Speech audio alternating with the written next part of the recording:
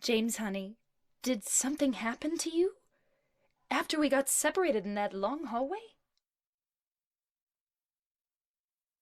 Are you confusing me with someone else? Silent Hill 2 is one of my favorite games of all time, and I think most people would agree that it's one of the most important survival horror games to ever exist. And like so many Silent Hill fans, I was blown away and filled with so much anticipation and excitement when they finally announced not only a return to the Silent Hill universe, but that they were making a Silent Hill 2 remake. A remake of, again, one of the most important, greatest, best games ever. Half of my brain is so excited to play it, and the other half is so nervous because, again, I consider very few video games to be masterpieces, and of those few, Silent Hill 2 is definitely one. So there's quite a few things that I want the remake to do. This remake not only has to be good, but it has to be worthy of existing, because it's not just a remake of any old game, obviously. It's a remake of, again, one of the most important video games of all time, and more importantly, more specifically, again,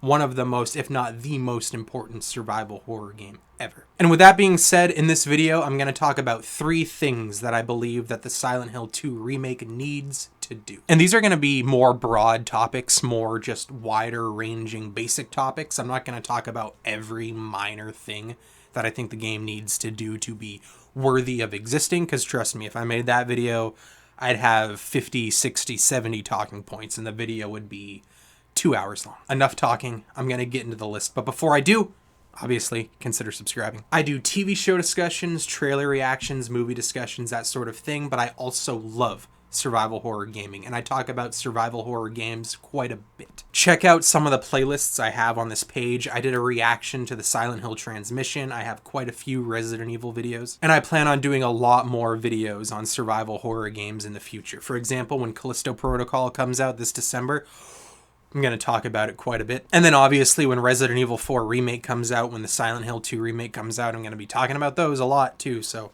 yeah, just consider subscribing if you want to support a fellow fanatic of Silent Hill and just survival horror games in general. Number 3 on my list is more explorable locations within Silent Hill. Just make the town feel more lived in, because Silent Hill, the town of Silent Hill, is arguably the main character of the whole franchise. Obviously, the protagonists are incredibly memorable, and there's tons and tons of incredible villains, but the thing that I remember the most about every Silent Hill game that I play is the town. The town is just all-consuming of my mind, of my soul, of my heart, of my psyche. Whenever I play a Silent Hill game, I feel like I'm in Silent Hill. So I would love it if Blooper Team took the time to just make the town of Silent Hill feel bigger, more elaborate. Again, I want them to replicate and recreate all of the main places that you explore in the original Silent Hill 2 game.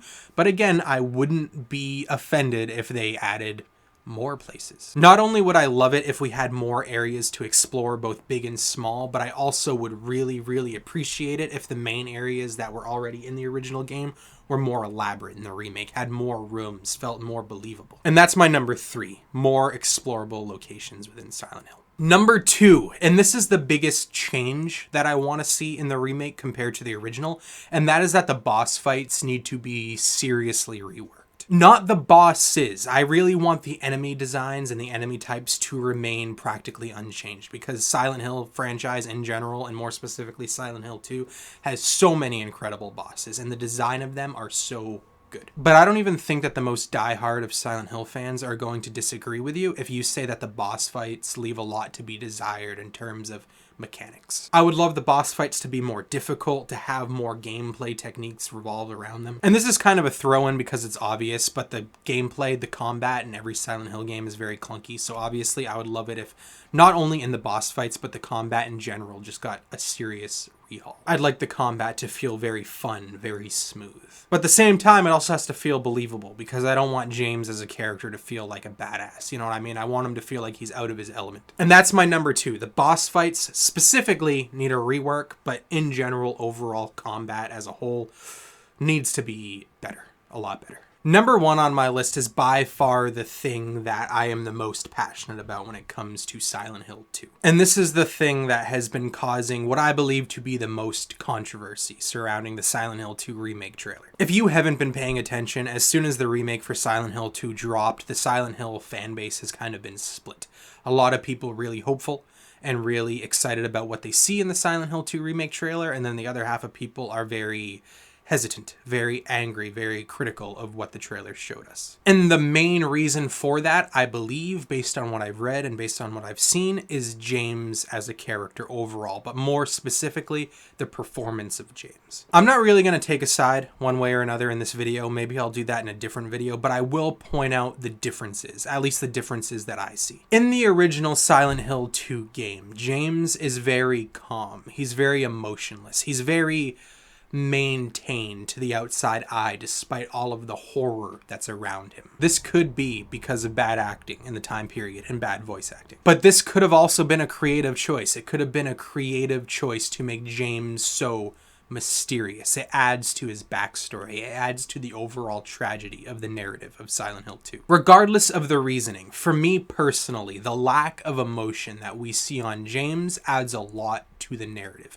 And I believe it makes sense for the character in his situation, both being in Silent Hill and also the events that led him up to being in Silent Hill again. And then in the Silent Hill 2 remake trailer, James looks very emotional. You know what I mean? Every scene that we see him in, he looks like he's close to breaking down in tears. And I'm not hating on that performance. I'm not saying that's a bad thing. I'm just saying it's a difference, and it's a big difference. Again, the original Silent Hill 2 game was very calm, very quiet. It added to the dreamlike vibe of Silent Hill 2. And based on what we saw in the new trailer, it looks more, I guess I'll say human. He looks very scared. He looks very frightened. He looks very terrified every single time that we see him. A lot of people like this and a lot of people don't. And that brings me to what my number one point is. And number one is that I really want the remake to find the balance of emotion that the original game has and that the original game does so well. There are many incredibly emotional scenes in Silent Hill 2. And I feel like one of the reasons that they're so emotional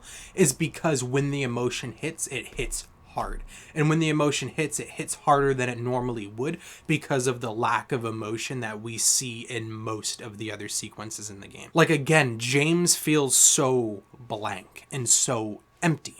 So when he does show emotion, it hits harder. It feels more real. And not just for him, but for all of the amazing side characters as well. Eddie and Angela are two of the most memorable characters in a video game for me personally.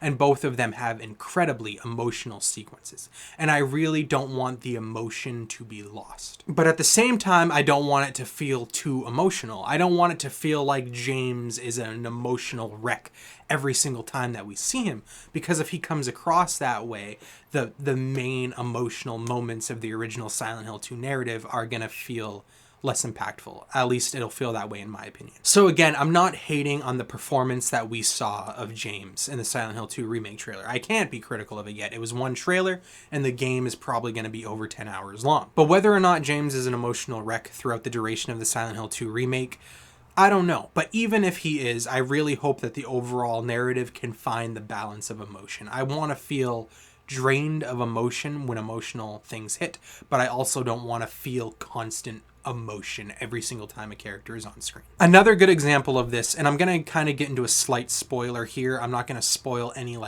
main plot points, but I'll mention something vaguely. If you played the game, you'll know what I'm talking about. But there is a letter in this game, and this letter is read near the end of the game. And there are a great many number of people that would say when that letter is read, it is one of the most emotional moments in a video game ever. And I'd argue not even just in video games, but one of the most emotional moments in just writing ever. And I absolutely love that moment. And I really don't want it to feel diluted in the remake. And I feel like it has the potential to be diluted if the whole game, the whole narrative just has too much emotion. And anyway, that's my number one, is I want them to find a balance of emotion within the narrative. Anyway, that's my quick and brief thoughts on the 3 general things that I think the Silent Hill 2 remake needs to do. Do you agree with me? Do you disagree with me? Let me know in the comments, because I'm genuinely curious, because so many people love this game and so many people love it for different reasons, because I would really, really like to know whether you think my points are valid or whether you disagree with me. And if you disagree with me, let me know in the comments what you think the game should do. Let me know what you think the most important thing that the Silent Hill 2 remake needs to do, because again, I really, really want to know. Is it a gameplay detail for you? Is it a narrative detail for you? Just let me know. I really want to know. That's it for this video. Thank you for watching, especially if you watched this far. And again, consider subscribing. I talk about survival horror gaming quite a bit, and I plan on doing it even more in the future. I'm here for you, James. See? I'm real.